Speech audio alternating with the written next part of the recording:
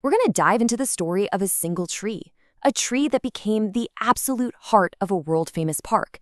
And this isn't just any tree.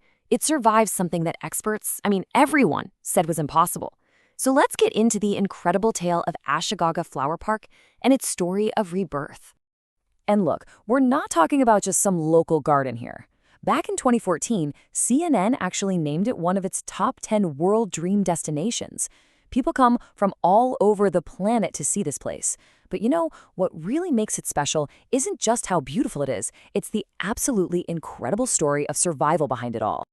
Okay, picture this. 1,000 square meters. That's how big the canopy is for the park's main attraction, the Great Wisteria tree. We're talking nearly a quarter of an acre of these beautiful cascading purple flowers, all from just one tree. But here's the crazy part. This magnificent tree wasn't always here. Its very existence today is because of a journey that, honestly, defied all the odds.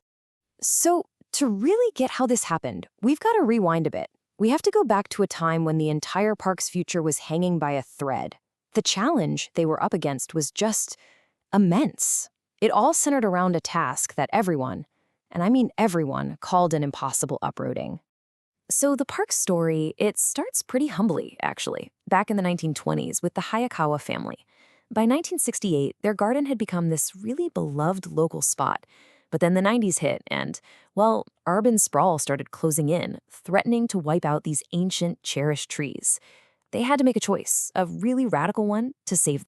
And listen, this wasn't just, digging up a small tree and moving it. No way. They had to transplant 4 massive wisteria trees, each one over 130 years old. The consensus from the entire Japanese landscaping industry was basically unanimous. Don't do it. It can't be done. The risk of killing these incredible botanical treasures was just way, way too high. So that brings us right to the heart of the problem. How on earth do you move a living thing that old and that big? We're talking about a tree that weighs around 35 tons with this incredibly delicate, sprawling root system. This was more than just a challenge. It was a question that needed a completely revolutionary answer. And that answer, well, it came from one person. A real visionary who looked at this problem and saw possibility where everyone else just saw failure. It's time to meet the miracle tree doctor. Her name is Konami Tsukamoto, and get this, she was Japan's very first female certified tree doctor. She's the one who stepped up and said, "I'll lead this crazy project." And Tsukamoto wasn't just a gardener, not by a long shot. She approached this whole thing like a surgeon, combining this deep, deep knowledge of botany with some truly brilliant engineering. Her solution?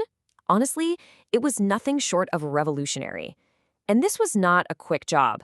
It kicked off with a meticulous 2-year prep phase. For 2 years, they carefully pruned the roots and helped the trees get used to new soil.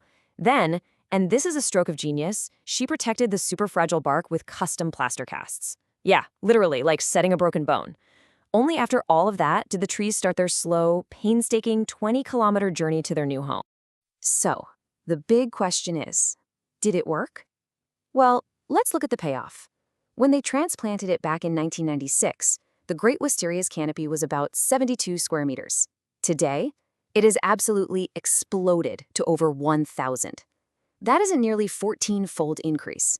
It's just a stunning, unbelievable testament to the success of what everyone called an impossible mission. Okay, but the park's brilliance doesn't just stop with one miracle transplant. That would be an amazing story on its own, but there's more.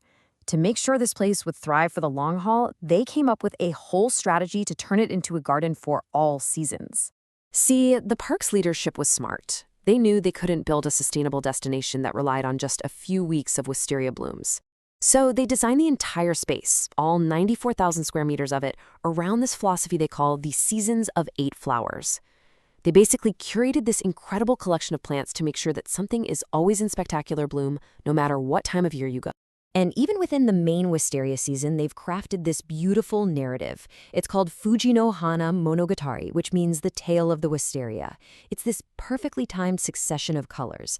The season kicks off with these delicate, pale pinks. Then it moves to those iconic deep purples of the Great Wisteria. From there, you get an 80-meter-long tunnel of just ethereal white wisteria. And it all wraps up with the super rare and really hard-to-grow yellow wisteria. It's like a month-long story told in flowers. Okay, so you've got flowers covering spring and summer, but what about winter? What happens when all the petals are gone and it gets cold? Well, the park came up with an absolutely brilliant solution. They pivoted from botany to technology, and they created the Garden of Light flowers. And believe me, they did not do this by halves. We're talking 5 million LED bulbs that are used to meticulously, painstakingly recreate the park's floral landscapes. The wisteria trellises, the rose gardens, everything comes back to life in this absolutely breathtaking display of light. It just transforms the dormant winter landscape into something out of a fairy tale. And let me tell you, this strategy has been a massive, massive success. The winter illumination isn't just popular with visitors, it's critically acclaimed. It actually earned the grand prize at the International Illumination Awards. It's the perfect example of how smart diversification turned a seasonal attraction into a year-round, world-class destination. But the importance of this park goes even deeper than a miracle transplant and a brilliant business strategy. To really, truly understand its power, we have to dig into the cultural soil it's planted in. Because in Japan, the wisteria flower, it has a much, much deeper meaning. You see, wisteria, or Fuji as it's called in Japan, is just woven into the very fabric of the culture. For centuries, that deep purple color was a symbol of nobility. It's the star of a famous kabuki play, The Wisteria Maiden. It's even found a whole new audience today in the hugely popular anime Demon Slayer, where wisteria is used as a protective ward against demons. And going way back, its bark was even used to create a durable fabric called Fuji-fu. So this flower isn't just pretty, it's a living piece of history. So you take all of that deep cultural meaning, you combine it with the sheer beauty of the park, and what do you get? A powerful economic engine. This place draws over 1 million visitors every single year. In fact, in 2018, it became so important to the region that it got its own dedicated train station, which makes that 90-minute trip from Tokyo an absolute breeze. It's really a perfect case study of how natural heritage can become a major driver for modern tourism. But even beyond all the economics, that's where we find the real heart of this story, the human element. Konami Tsukamoto's work, it was never just about saving trees. It was about healing people, too. She actually created programs for socially isolated young people to come and work at the park, giving them a sense of purpose and new skills. There's one story about a young man who worked on the transplant project, and through that work, he found his confidence again. It just goes to show you, the healing power of these trees is both a biological reality and a deeply psychological one.